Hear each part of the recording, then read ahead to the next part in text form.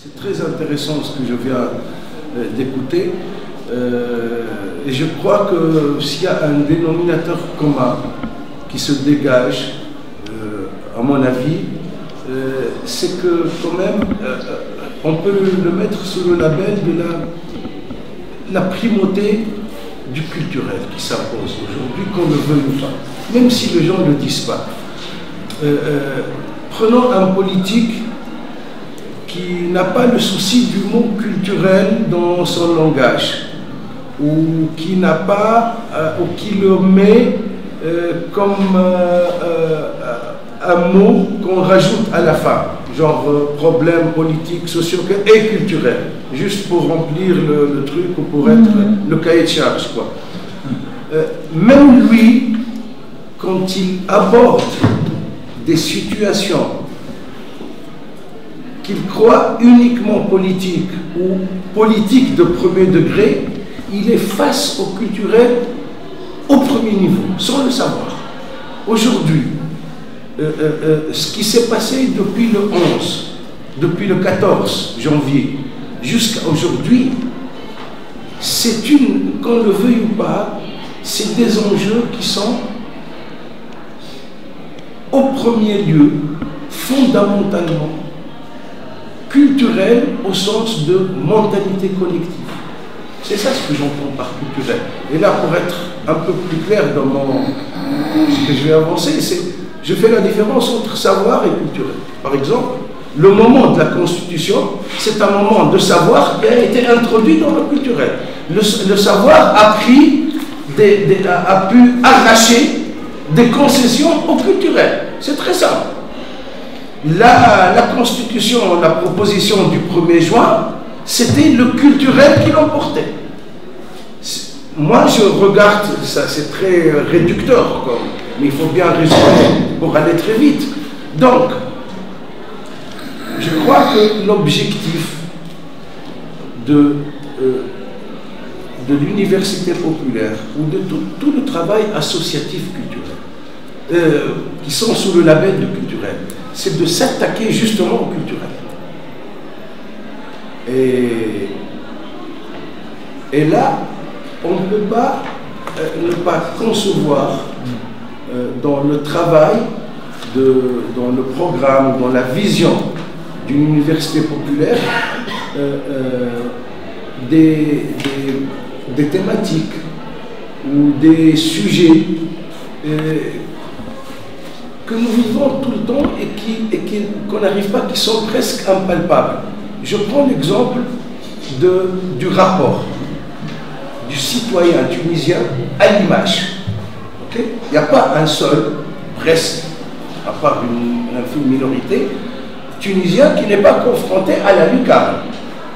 La lucarne, la télévision, elle émet des images, elle émet un discours. Quel est le niveau de notre protection par rapport à ça? Hormis les intellectuels ou une certaine caste ou les gens, ça diffère, le savoir ou la formation ou l'aptitude à faire face.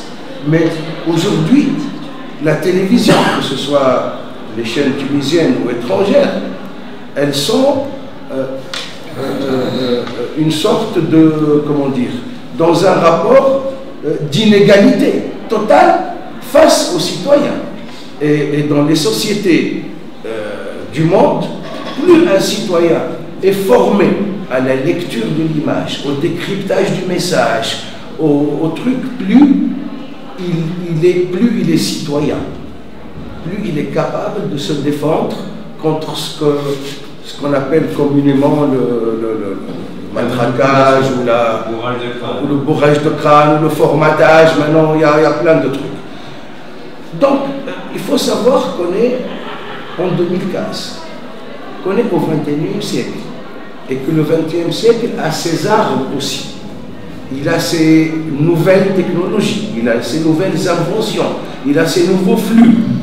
Et alors que les citoyens, et surtout dans nos confins, vivent encore au rythme d'un autre siècle. Donc il y a un décalage entre une technologie qu'on a importée, qui s'est imposée de par la mondialisation, et par un rythme de connexion orale, un rythme de rapport aux choses qui reste encore classique, qui reste encore, disons, au mieux appartient au XXe siècle, pour ne pas dire 19e. Donc, je crois que, justement, le rôle du savoir, c'est de se saisir de ces plages-là pour les trucs. D'où l'importance du culturel dans les trucs, au niveau du cinéma, au niveau du théâtre, travailler avec les jeunes. Dernièrement, il y a un copain avec nous, Tahar Chekhaoui, qui est un grand spécialiste du cinéma et de l'image, et qui nous a proposé, pour Neches par exemple, ils sont en train de préparer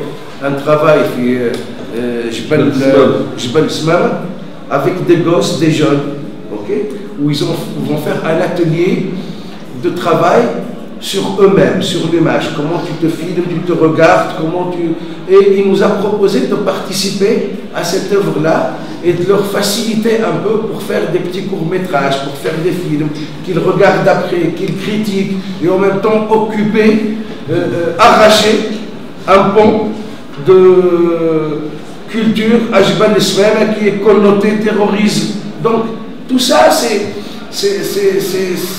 devrait être, à mon avis, une des vocations. Une des vocations, il y en a plusieurs d'une université populaire, donc il doit savoir se positionner. Je prends le dernier exemple qui est le plus évident. Maintenant, on parle comme a dit Hichem tout à l'heure, de démocratie locale. Démocratie locale, si je veux la peindre telle que les gens, les Tunisiens, se la représentent. Si je la veux le peindre en dessin animé ou en truc comme ça, très vite, ok, il y a, et les deux pôles, il y a Gafsa et Metlaoui deviennent presque une république indépendante qui taxe le phosphate, ok, Mednine qui taxe, ou Tataouine qui taxe le truc, tu vois. Donc, c'est une réaction contre l'hypercentralisation qui donne parfois une sorte de cantonalisation. Okay.